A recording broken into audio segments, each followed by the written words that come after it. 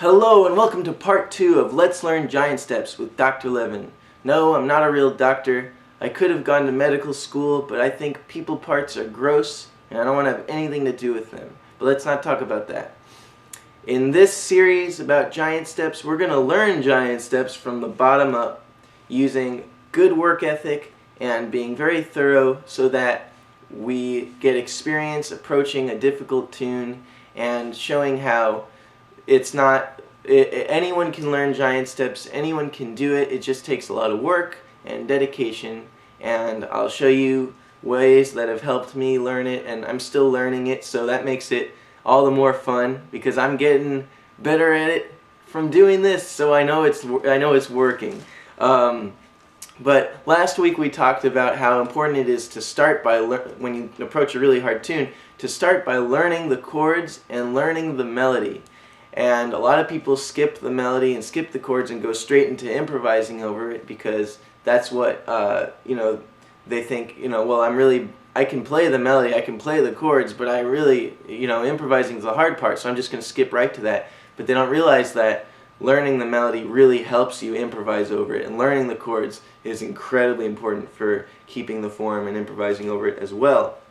Now, learning the melody, if you think about it, the melody is like the ideal solo.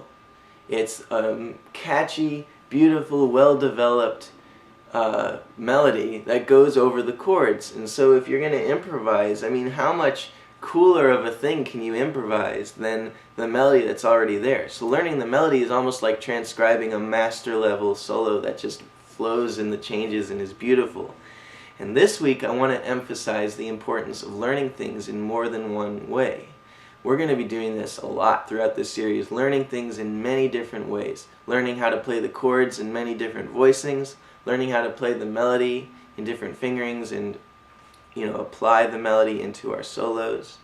Learning lots of different licks over all the chords, learning different ways to memorize the chords, ear training, all that. This series is going to be long, so I hope that I've been getting good feedback, so I'm sure there are lots of you who are really curious about this tune and are going to be excited because we're going to really learn giant steps. So, in regards to emphasizing the importance of learning things in many different ways, since you should have learned and memorized the melody by this time, if you're keeping up with everything.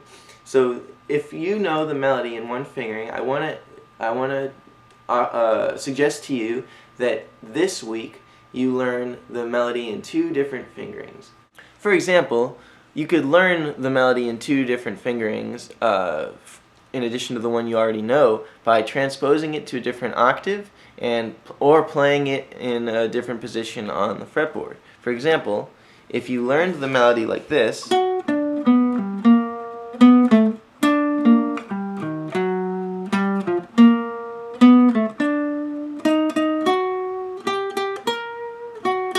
you could take the melody and move it up an octave to here,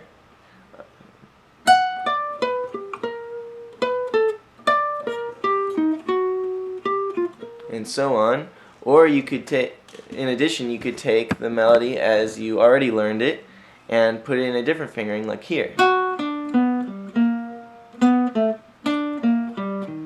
See, that's the same octave as the original. Learning it in different octaves and different positions really helps you bring out the melody in your solo, and that's a really cool thing to do. Here is a solo I'll play where I'll use the melody a lot in the solo, and you can start to see how you can integrate the melody itself into your improvisation, which is super helpful. Check it out.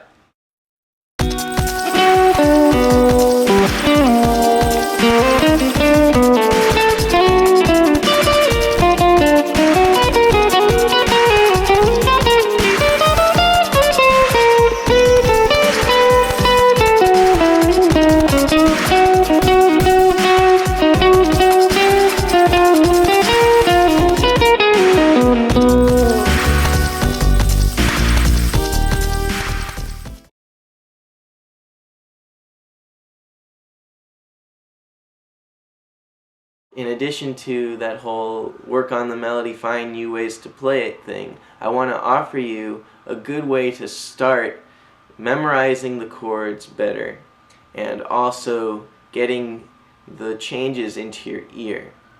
What we're going to do is we're going to take giant steps, we're going to take the chart, we're going to go chord by chord with a metronome starting very slow, and we're going to play just the roots of each chord. So the first chords, for example, are B major 7, D7, G major 7, B flat 7. So playing the roots would be playing B, D, G, B flat, E flat.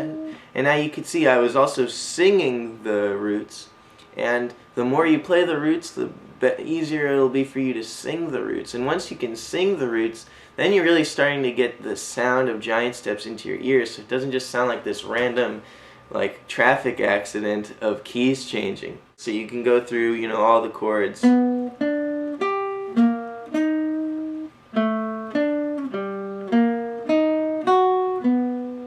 Take your time though, don't try to do this fast. Okay, I can't talk and do that at the same time, but use a metronome, go through all the roots, then do the thirds. Okay, so for B major 7, that'd be D sharp, D7 is F sharp, and so on. I'll give you a little cheat sheet of all the thirds, but it's best not to rely on it too much. That'll be at the bottom of this for downloading the little like link package thing at the bottom as well. So I'll write out just the chord tones. I'll spell out the chord tones for every chord so you know the root, third, fifth, and seventh. And in case you haven't guessed, I'm going to ask you to do this for the fifth and seventh for each chord as well. Playing through all the chords, just focusing on the root, third, fifth, or seventh, and being really specific about getting those under your fingers, and also just knowing consciously, quickly, you know, what's the third of G major 7? It's B. What's the fifth of B flat 7? Is F. Just knowing that quickly is also going to help you a lot when you're improvising and as the tempos increase, and yeah, it'll help you get it in your ear, and also be yet another way to memorize the chords and learn the chords. So we're dealing with already a second way to learn the chords besides just playing them, going chord tone by chord tone through the progression. So below you'll have the backing track again, spelled out chords for the whole tune, some alternate fingerings for the melody, and I hope you enjoy it. It's fun, and I'll see you next time on Let's Learn Giant Steps, and please don't sue me for musical malpractice. Bye.